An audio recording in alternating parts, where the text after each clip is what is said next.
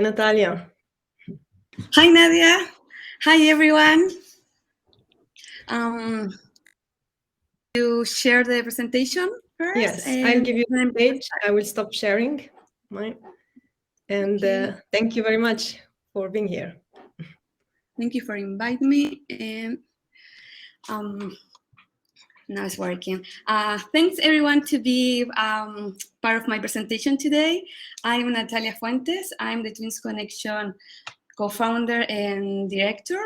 Today I'm going to be talking about sustainability in additive manufacturing and my experience so far in this field. I hope you enjoy my presentation and learn something new today. I also want to invite you to ask me any questions at the end of the presentation, so please don't hesitate to contact me. I'm going to be more than happy to answer all your questions. So let's start it.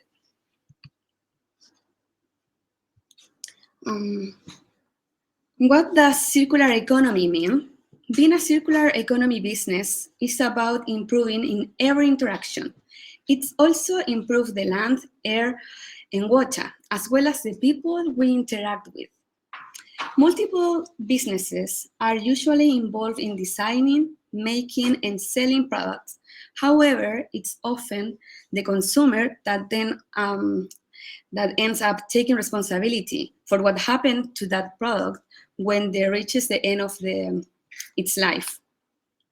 In most cases, the consumer has limited or no connection with the original creator. For this reason that I recommend for business to take a long-term view of their products and think wisely about their product cycle, life cycle. So the question is, how can additive manufacturing help to improve the product life cycle? Additive manufacturing enables eco-friendly products. It provides for end of product life cycle solutions through eliminating waste and scrap, and it's allow for resources efficient materials choices via recycling. Let's talk about resources efficient materials for additive manufacturing. I'm gonna start with biofilament, which it was the first kind of material that I found that I really want to use for my company. And now you're gonna know why. So biofilaments are made from bioplastics, which are basically any plastic derived from renewable biomass sources such as vegetables, oils, and fats. Most of you have probably used a biofilament before, and we call it PLA. This common 3D printing filament actually has its root in cornstarch. Also, PLA filament is a biodegradable material and is commercial composting. So I suggest you to contact your local PLA commercial composting if you have them in your city, which is going to allow you to recycle your material. And now there is a new one, a new kind of PLA, which is a combination between PLA and bio-waste. This new kind of way to make filament is really amazing, because that means producers are not just using new resources to make the PLA, they're also using waste plus PLA. So it's a combination of old resources, or recycled resources in this case, and new ones. Did you ever think you could 3D print with coffee, for example? And that is what you can get from the combination of bio-waste and PLA. For example, you can find now in the market coffee filaments. Also, filaments made with beer, with seaweed or hemp, which is really amazing, because your clients are not just getting new filament color, for example, they're also going to get the smell, the texture, the weight, everything that is going to remind them the bio waste, the biomaterial in combination with the PLA, which is quite amazing. Also, you can find in the market recycled PLA. Which is a really good way to use sustainable plastic because it's a biomaterial and which is already recycled. Here you can find some samples of bioplastics. On the left-hand side, there is a sample of one of my products that is made with seaweed plus PLA. This material is quite good, and clients are really impressed when I show them this product because it looks like a wood. They ask me like, "Oh, this is a wood," and I am saying, "No, it's a 3D printed product made by PLA and seaweed." Also, on the right-hand side, you can find a standard PLA filament. So also in the center, where you can find this cactus shape, is made with a recycled PLA. So when you use recycled, the color is not probably even. You are gonna get maybe like different tones of white, for example. But in my opinion, that is the beauty of recycled materials. It's like you are not lying to your clients. You are showing to them a material that is being given a new life. You know, it's kind of beauty idea behind of the recycling process. That is what I see, and I think when you explain that, your consumers are really happy to know that you are thinking about that too. So about recycling, now I'm gonna talking to you about recycled filaments. This part is quite amazing process. So, and you can find different kind of recycled filament, depending on the plastic that is being recycled to make a filament, and depend of the kind of product that you are going to design, the kind of plastic that you are going to get. If you need something stronger or lighter, clear, so it's going to be up to you. The good news is you have plenty of options. So basically, recycled filaments are made from waste, plastic waste.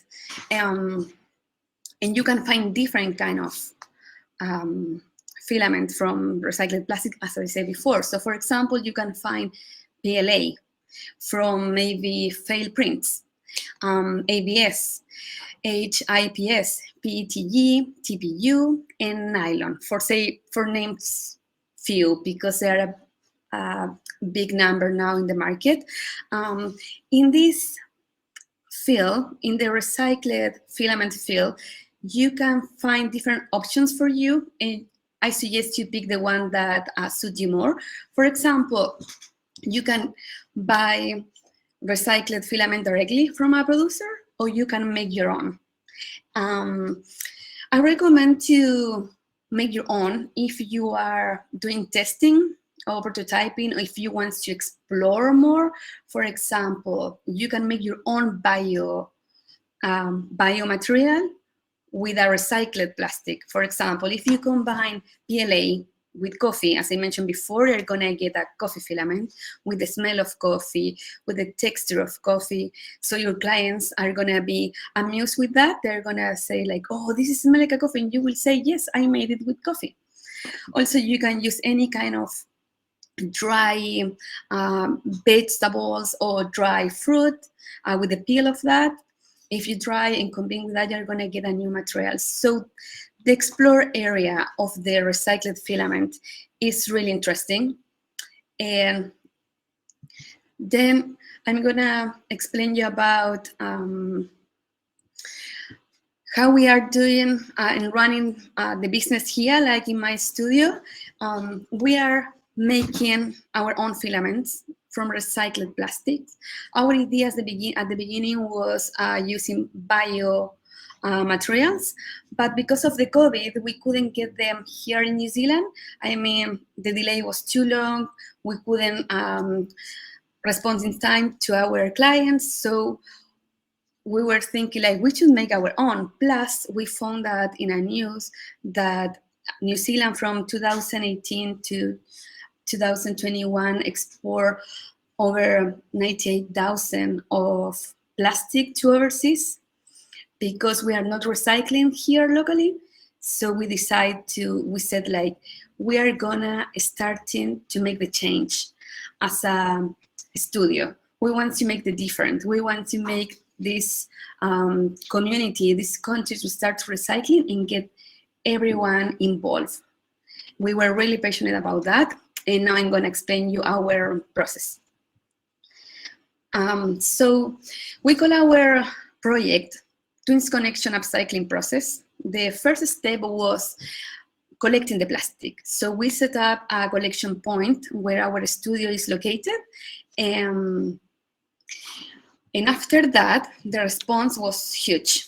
Our bins were full in a couple of days at the beginning. Then it was like every day almost we have to clean the rubbish bin, the recycling bins.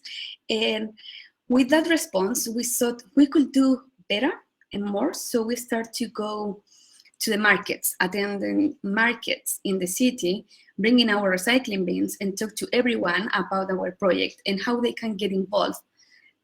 The feedback was amazing.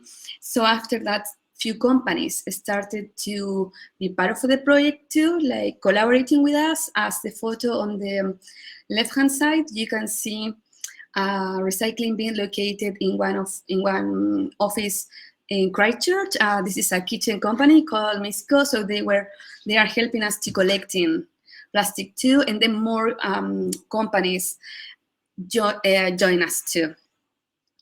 The second part of the process is make the filament. So basically, we clean the plastic, we dry the plastic, we remove all the labels, we separate them per colors, like in this photo.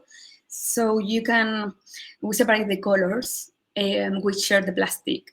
So in this case, we can make our own filament, our own colors. So if our design team is thinking to make a product with bright red, so we make our bright red filament. Or if they want something like pastel color, so we add more white, and we are not generating more filament than the one that we need. We are using what we need to use for a project, and that's all. The good thing and the beauty part of this process is then our product can be also recyclable. The third part is the one that probably you know better, and is the 3D printing part. The exciting part too. I mean, the whole process is really cool, but it's one of my favorite. So in the 3D printing part, we found a challenge because print HDPE plastic, which is one of the plastic that we are collecting, is quite challenging. Is called in internet, it's called the impossible plastic to be printed. So we spent a couple of months doing prototyping, testing, and trying to get a good print. And we are so happy to share with you today that we achieved that goal. We released our first product, and we now know that it's possible. So another part of the process that I want to explain you is the difference between recycling and upcycling.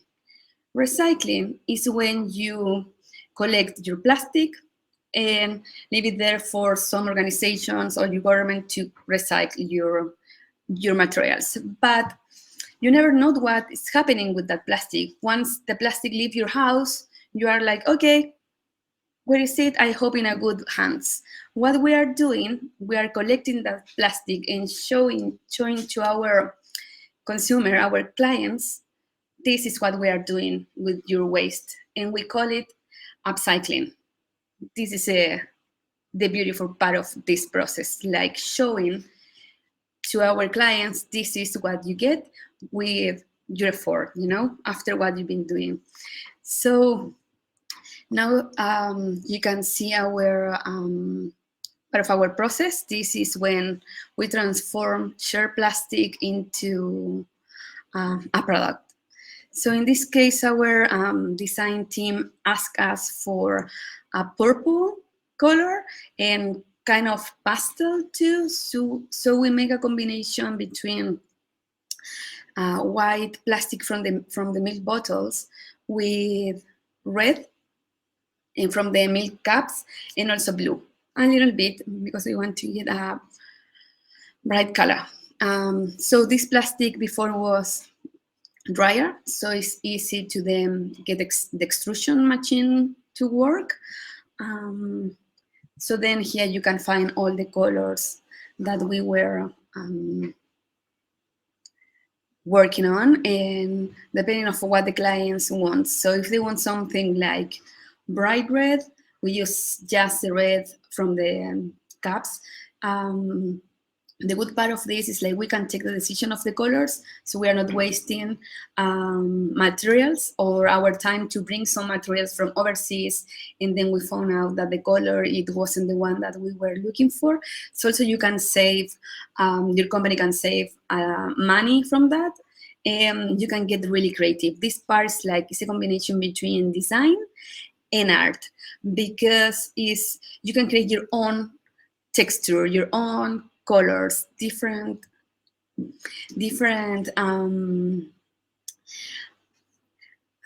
brightness and that kind of things. Also, these products are recyclable. So when you finish to use it, if you bring it back, we are gonna make another one. Some plastic can be recycled till like 5 times, depending on the plastic.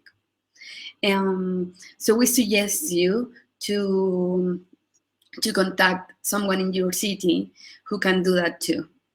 Or otherwise, you can start and be the first one. One part also really important of our project, it is education. When we started this process, we realized that some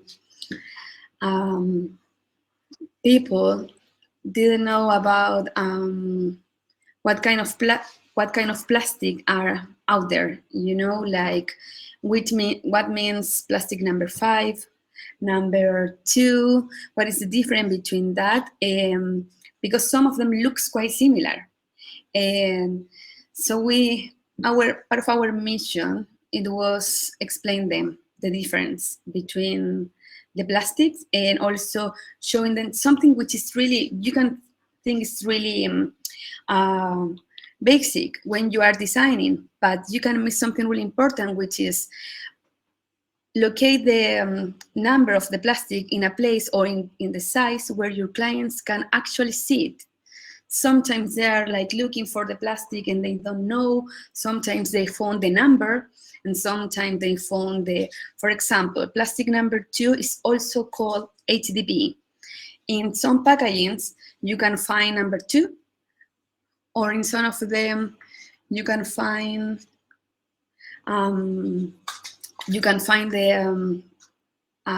number or HDP, you know. What else? Regarding education, also a part of explaining how to detect the part of the where you can find the number of the plastic is what you do with the plastic when you want to recycling, how you clean it, how you look after the plastic for the people who's gonna work with that plastic. So we decide to teach them how to.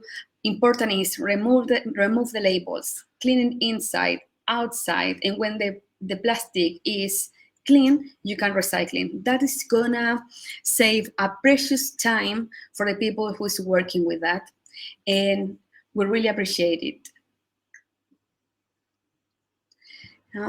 Also, in this case, we work with a company that is located here in Christchurch. They produce PLA plastic bottles, and they after their festival, because they provide those PLA bottles in festivals, after that they collect all the plastic, all the bottles, they shred the plastic, and then they send the plastic to us. And with that plastic, we are running workshops where we are teaching people how to make products with that, like costume, glasses, or earrings. Another important part for us, it wasn't just stay there or here in our studio, was to go out there and talk about the process and inspire people to be part of this change, you know? So we went to this, for example, this presentation, it was last year here in Christchurch, where we talk about our project when we spread the word. And after the presentation, a lot of people come to talk to us, asking how they can help, and that was amazing. It's what we want to see. We want to see our city being part of this change and get inspired. So we'd really recommend you to do something like this in your city if you're interested in recycling or trying to get recycled filaments from other producers. Always think about sustainability before you design, because you don't know what is going to happen with your product once it's in your client's hands. So it's part of our responsibility as designers, as engineers, as creators, makers, to think about what is going to happen with our products once their life cycles ends. So I want to say thank you to everyone to be part of my presentation. I hope I inspired you a little bit. And thank you, Nadia, for being part of this and organize this presentation for me too. Thank you so much, Natalia, for inspiring us today. And we have also a few questions for you. I think the most voted one was, how long does it take to develop an industrial grade biofilament? It's quite, depend of the part of the process. For example, if in what condition you get the plastic, if it's already shared and dry, and if you put it just in the extruder machine, it's taking like, in 10 minutes, you can get a filament. It's that quick. The longest part is cleaning the plastic, removing the labels, cutting, all the part that our community can help to save the time is really important, because if we get the plastic already clean, the process part is really quick. So in one day you can be, at the end of the day, be happy having different kind of filament, different colors. Once you have everything dry and turned, the extruder machine takes a few minutes. So the cleaning part is the part that takes the longest. Okay. The longest. Cleaning and drying, right? Yes. And the next question from Barbara. Do you think material characterization is important? And does that help before getting too far into production?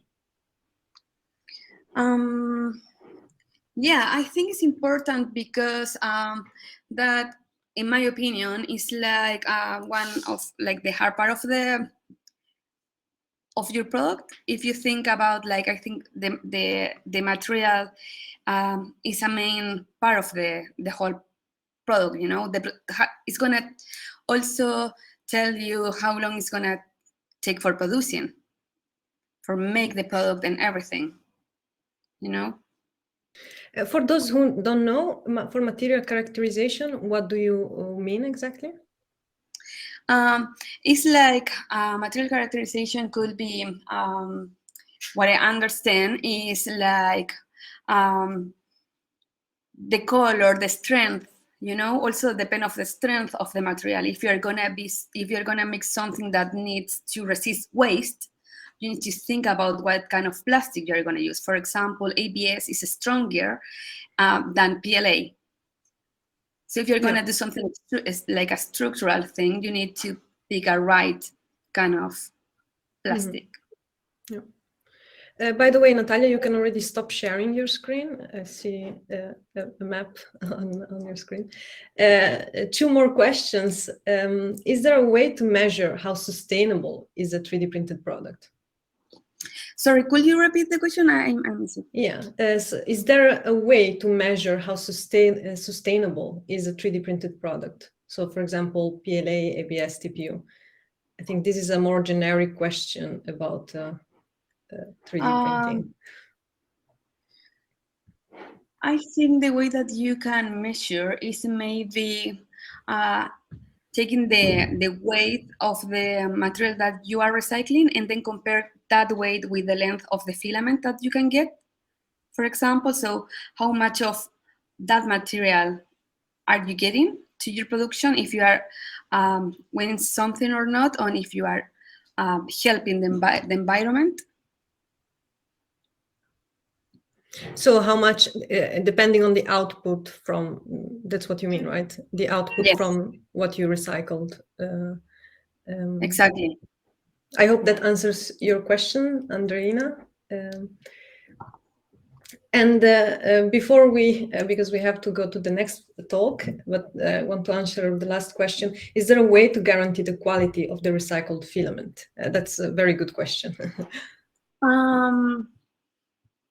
If there is a way to, I think, in my experience so far, what I'm getting from the HDPE plastic is it's quite similar as what you get from the materials before to be processed. I mean, it's quite strong, and yeah. So I think it depends on what you're gonna building or printing.